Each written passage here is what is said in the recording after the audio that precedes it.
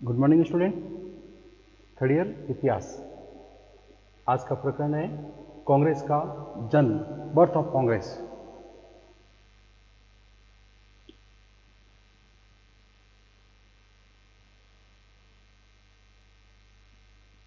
कांग्रेस का जन्म तथा उसका कार्य हम अगर बात करें तो 1885 से 1905 तक का समय, ये भारतीय राजनीतिक इतिहास में इस समय को उदारवादी युग के नाम से पहचाना जाता है। ऐसे तो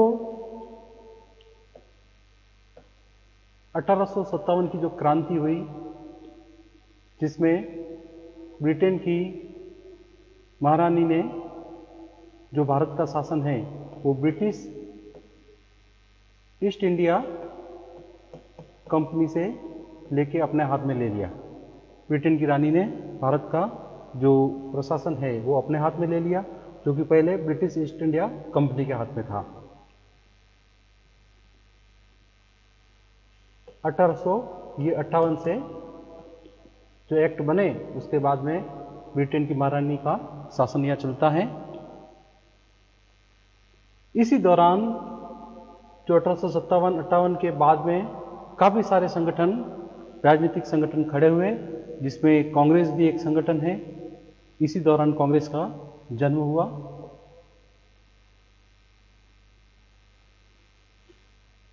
इन काफी सारे संगठनों के बावजूद कांग्रेस ने कैसे जन्म लिया, इसके लिए सबसे महत्वपूर्ण यह है कि एक देशव्यापी संगठन,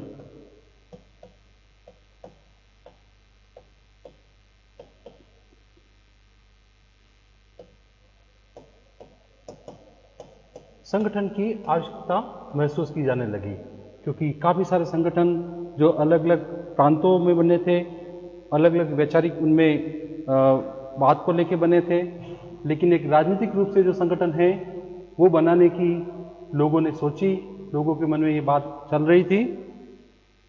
और इसी आवश्यकता के कारण, एक देशव्यापी संगठन की आवश्यकता के कारण ही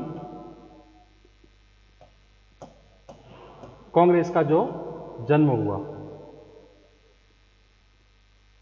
ये कांग्रेस, इस संगठन को बनाने का सबसे पहले जिसके मन में ये बात उठी, उनका नाम है A.O.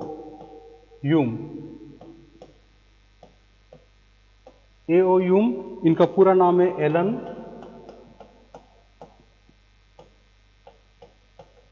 Octavian Hume. Allan Octavian Hume एक रिटायर अंग्रेज अधिकारी थे। रिटायरमेंट के बाद काफ़ी सारे जो अधिकारी होते हैं वो वापस ब्रिटेन लौट जाते हैं, इंग्लैंड लौट जाते हैं, और कई जने यहाँ के माहौल में अगर उनको अच्छा लगता है तो वो यहीं रहते हैं, अपना जीवन यापन करते हैं।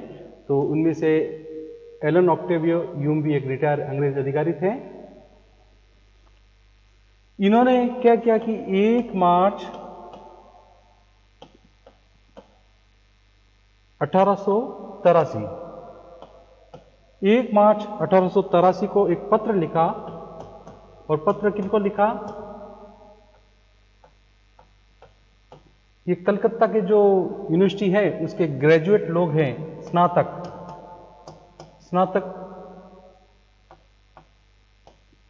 जो विद्यार्थी थे, स्नातक में पढ़ने वाले जो विद्यार्थी थे, उनको एक पत्र लिखा और पत्र में अपील की कि भारत का भी एक देशव्यापी, पूरे भारत के लोगों का एक देशव्यापी संगठन होना चाहिए। इस बात की इन ग्रेजुएट लोगों से, स्नातक लोगों से अपील की। किसने की? A.O. ह्यूम ने, एक पत्र के माध्यम से, जो कि 1 मार्च 1883 को लिखा गया। ये पत्र लिखने के बाद ये पहला काम, फिर उन्होंने एक दूसरा काम और किया कि मई 1885 को A.O. ह्यूम ने तत्कालीन वाइसराय लॉर्ड डफरिन, जिनका नाम था लॉर्ड डफरिन, इनसे जाके मिले मई 1885 में। A.O.. Hume viceroy Lord Dufferin से मिले तथा इनको मिलने का एक ही कारण था कि उनसे एक तो सलाह लेनी कि इस संगठन को कैसे खड़ा किया जाए तथा उनका समर्थन प्राप्त करना। इन दो कारणों से इनसे मिले, क्योंकि ब्रिटेन से जो भी मुख्य सरकार के जो अधिकारी थे वो वाइसराय होते हैं। यहाँ पे जो भारत में रहने वाले और भारत में रहने वाले जो वाइसराय है डफरिन थे, और डफरिन से उनको मिलना बहुत ही आवश्यक था। मई में डफरिन से मिलने के बाद जुलाई 1885 इस माह में ह्यूम जो है इंग्लैंड गए। इंग्लैंड जाके उन्होंने वहां की जो सरकार है, हालांकि वहां राजा का रानी थी, लेकिन सरकार को मुख्य कार्य जो सरकार करती है, लोकतांत्रिक सरकार वहां थी, तो वहां सरकार में जो मिनिस्टर या जो भी सरकार की पार्टी में जो भी अन्य सांसद थे उनसे मिले। उनसे मिलकर भी सलाह मशवरा किया कि मैं भारत में एक ऐसा संगठन खड़ा करना चाहता हूँ जो कि संपूर्ण भारतीयों का एकमात्र संगठन रहे। ये सारे संगठनों से अपन देखते हैं इनके बारे में, उनकी कार्यविधि को, गतिविधि को। इससे तो अच्छा है कि भारतीय जनता का एक संगठन हो जिसको हम उसी पे ध्यान रखें कि वो सरकार के विरुद्ध क्या कार्रवाई करने जा रही है। तो ऐसा बोल करके उन्होंने उनका भी समर्थन प्राप्त किया। तो हमने देखा कि वाइसराय डफरिन तथा इंग्लैंड की तत्कालीन सरकार के जो मंत्री या वहाँ के जो नेता है प्रमुख, उनसे मिलकर के एलन ऑक्टेवियो ह्यूम ने इस प्रकार के जो अपन बात कर रहे हैं, इस प्रकार के संगठन को खड़ा करने का समर्थन प्राप्त किया। और इसके बाद उन्होंने दिसंबर 1885 को भारतीय राष्ट्रीय कांग्रेस, हालांकि इसका नाम पहले इसका नाम भारतीय राष्ट्रीय यूनियन रखा गया। एलन ऑक्टेवियो ह्यूम की तरफ से दिसंबर 1885 में भारतीय राष्ट्रीय यूनियन नाम से एक संगठन खड़ा किया गया, इसकी स्थापना की गई। तो भारतीय राष्ट्रीय यूनियन या कहे भारतीय राष्ट्रीय कांग्रेस के संस्थापक थे एलन ऑक्टेवियो ह्यूम, जो कि एक अंग्रेज अधिकारी थे, एक रिटायर्ड अंग्रेज अधिकारी थे।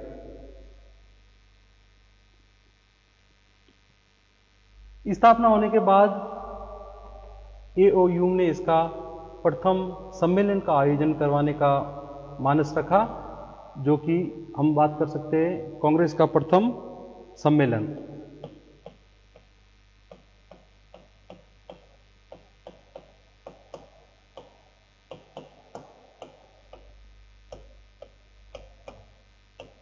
सबसे पहले इसको सम्मेलन को आयोजन कराने के लिए स्थान की बात थी तो पूना में यह आयोजित करवाना था, लेकिन पूना में उस समय हैजा नामक बीमारी ने पैर पसार लिए थे। बुरी तरह से हैजा फैल गया था पूना में, तो इस पूना को स्थान को कैंसिल करके बम्बई स्थान रखा गया। बॉम्बे, तत्कालीन बॉम्बे या बम्बई को इस प्रथम सम्मेलन के लिए रखने का स्थान घोषित किया गया। तो प्रथम सम्मेलन कांग्रेस का 28 दिसंबर 1885 को बंबई में रखा गया। ये इसका प्रथम सम्मेलन था कांग्रेस का। स्थान था बंबई में ग्वालिया टैंक मैदान। ग्वालिया टैंक एक जगह है, वहां स्थित एक विद्यालय है जिसका नाम था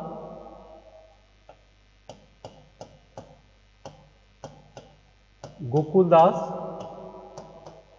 तेजपाल संस्कृत विद्यालय।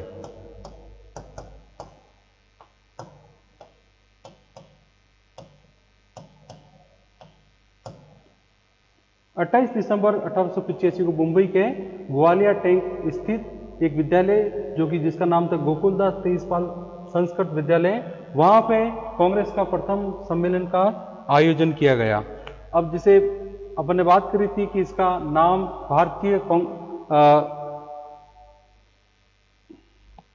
भारतीय राष्ट्रीय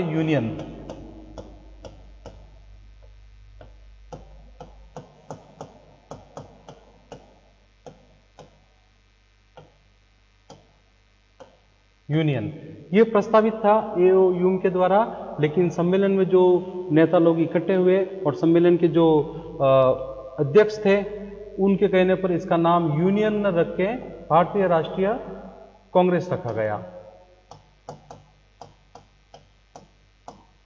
ऐसे इस कांग्रेस का मतलब होता है लोगों का समूह, लोगों का समूह, group of people.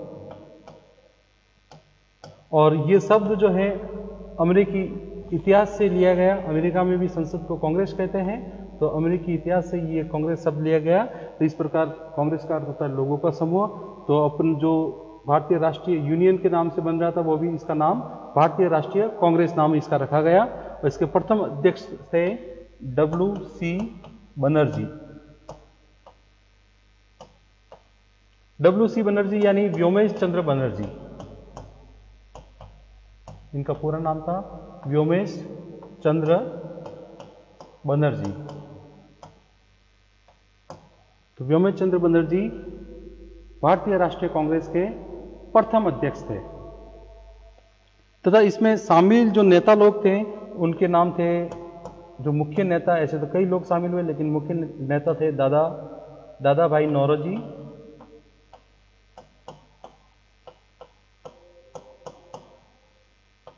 Firoz Shah Mehta,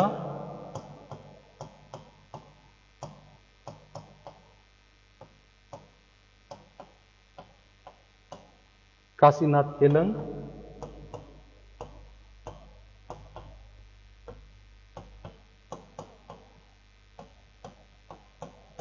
तथा दिनेश पाचा।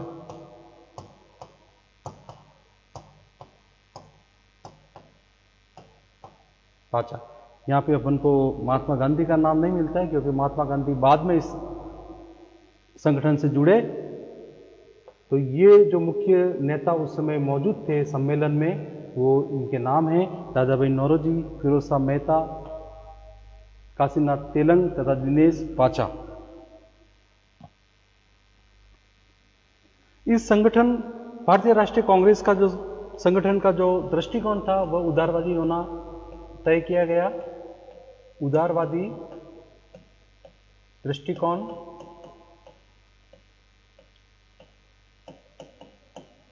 और मार्ग जो अपनाना था अपने कार्यविधि के लिए वो संवैधानिक या वैधानिक मार्ग।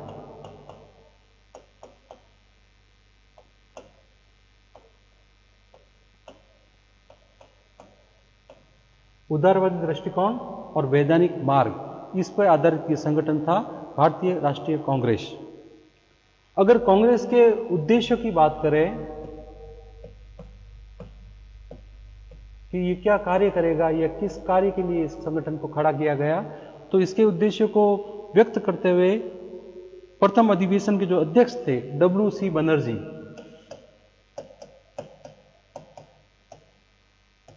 बनर्जी ने सम्मेलन में ही इसके 4 उद्देश्य घोषित किए कि हमारा जो संगठन है इसके क्या क्या उद्देश्य होने चाहिए। वो 4 उद्देश्य बताए हैं। जैसे प्रथम उद्देश्य इनका था देश हित के लिए कार्य करने वाले विभिन्न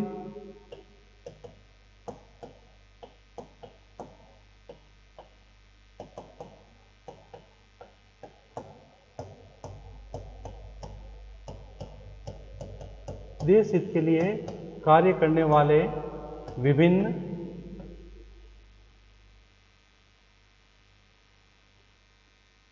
तो हम बात कर रहे थे भारतीय राष्ट्रीय कांग्रेस नामक संगठन के दृष्टिकोण की। तो यह उदारवादी दृष्टिकोण था। तथा मार्ग की उनके कार्यों पे किस मार्ग पे चलेंगे, वो वैधानिक मार्ग था। और ये डब्ल्यू.सी. बनर्जी द्वारा ये तय किए गए उद्देश्य है नीचे लिखे हुए कि उनके उद्देश्य क्या होने चाहिए कांग्रेस के, जिसमें से हम बात करते हैं देश हित के लिए कार्य करने वाले विभिन्न भागों के भारतीयों के बीच संपर्क व मित्रता स्थापित करना। देखिए काफी सारे संगठन थी, अपने बात करी थी, बहुत सारे संगठन खड़े हुए थे जो देश हित के लिए कार्य कर रहे थे, लेकिन वो अलग अलग जगह पे थे, उनका आपस में संपर्क नहीं था और न ही एक दूसरे की ज़्यादा पहचान थी, वो अपने अपने स्तर पे कार्य कर रहे थे। तो इस प्रकार बिखरे हुए कार्य करने से एकीकरण नहीं हो पाया था। तो ये बनर्जी जी ने बताया कि देश हित के लिए जो भी संगठन कार्य कर रहा है, वो चाहे किसी भी भाग में स्थित हो, उन सभी लोगों को, उन संगठनों को, उन भारतीयों को संपर्क में लाना, एक संपर्क करना और मित्रता स्थापित करना, उनके बीच में मित्रता स्थापित करना, उनके उद्देश्यों के बीच में सामंजस्य स्थापित करना, यानी व्यापक जनसंपर्क। तो जनसंपर्क व्यापक रूप से एक साथ में होए और एक साथ में मिलकर कार्य करें, ये उनका पहला उद्देश्य, प्रथम उद्देश्य था। फिर बात करें दूसरे की ओर, तो देशवासियों के बीच जाति, धर्म एवं प्रांतीय विद्वेष को मिटाना तथा राष्ट्रीय एकता की भावना को बढ़ाना व दृढ़ करना। उस समय सब संगठन काम कर रहे थे, उनमें अलग अलग जाति वर्ग के लोग, धर्म के लोग या प्रांत के लोग शामिल थे। वो एक दूसरे से घृणा थी उनकी और एक दूसरे से उनका मिलन भी नहीं था, मिलना भी नहीं होता था। तो ये जाति धर्म जो सदियों से भारतीय समाज में आ रही एक दूसरे को दूर करने की जो ये बुराइयां थी, वो मिटाने के लिए ये प्रयास करना इस संगठन ने उचित समझा, जिससे कि सभी राष्ट्रीय एकता के रूप में एक रहे तथा उनकी भावनाओं, राष्ट्रीय एकता की जो भावना है उसमें बढ़ावा होए, वो एकदम दृढ़ हो जाए और दृढ़ता से एकीकरण के रूप में वो कार्य करे। फिर तीसरा उद्देश्य बताया गया है कि महत्वपूर्ण राजनीतिक एवं सामाजिक मामले, उस समय के जो अंग्रेजों के प्रति भारतीय जनता के जो महत्वपूर्ण राजनीतिक मामले थे तथा सामाजिक मामले भी थे, उन पर भारत के शिक्षित वर्ग के मत को व्यक्त करना, यानी वहाँ पे लोगों को एक स्थान पर लाना तथा भारतीय शिक्षित वर्ग उन मामलों में क्या मत रखते हैं उसको व्यक्त करना, जिससे कि अंग्रेज या अंग्रेजी हुकूमत है उसको पता चल जाए कि भारत के जो शिक्षित लोग हैं वो भी क्या चाहते हैं। पहले जो अंग्रेजी सरकार थी, अंग्रेज थे, उनको ये भ्रम था कि कम से कम भारतीय शिक्षित वर्ग तो हमारा समर्थन कर रहा है, आम जनता नहीं करे तो कोई नहीं। तो लेकिन यहाँ पे वेमो चंद्र बनर्जी का ये उद्देश्य घोषित किया गया कि जो भारतीय शिक्षित वर्ग हैं वो भी यहाँ आके अपना मत व्यक्त करें कि वो अंग्रेजों के बारे में क्या सोचते हैं, जिससे कि अंग्रेज उससे अवगत हो जाए। यदि हम अंतिम और चतुर्थ उद्देश्य जो कि डब्ल्यू.सी. बनर्जी प्रथम अध्यक्ष थे सम्मेलन के, उन्होंने घोषित किया, वो उन नीतियों एवं उपायों को निर्धारित करना, यानी भारतीयों के बारे में जो भी मामले हैं उनमें क्या नीतियां होनी चाहिए और उसको नीतियों को प्राप्त करने के लिए क्या उपाय होने चाहिए उसको निर्धारित करना, और वो चीजें जो आगे के सार्वजनिक हित के लिए भी राजनीतिज्ञों के लिए आवश्यक हो, वो सोचने के लिए आवश्यक हो, उन मामलों को भी निर्धारित करना। तो ये कांग्रेस के 4 प्रकार के उद्देश्य रहते हैं। हालांकि कांग्रेस की स्थापना अंग्रेजों ने अपने साम्राज्य को दृढ़ करने के लिए की। हालांकि अंग्रेज जानते थे, अंग्रेजी हुकूमत जानती थी कि एक न एक दिन हमको ये भारत छोड़ना पड़ेगा, लेकिन जितने लंबे समय तक चला ले वो चल जाए, तो ये सोचकर ही इस कांग्रेस की स्थापना करी थी। और अंत में ये कांग्रेस ही उसको अंग्रेजी हुकूमत को निकालने का काम करने लगी और अंत में निकाल के दम लिया। तो ये कांग्रेस स्थापना, उसकी कार्य प्रणाली, उसका प्रथम अध्यक्ष कौन थे और क्या उद्देश्य तय किए थे, ये हमें यहाँ जानने को मिला है। अगली कक्षाओं में हम पढ़ेंगे कि जो मॉडरेट हैं, उदारवादी लोग हैं, जो कि कांग्रेस में उदारवादी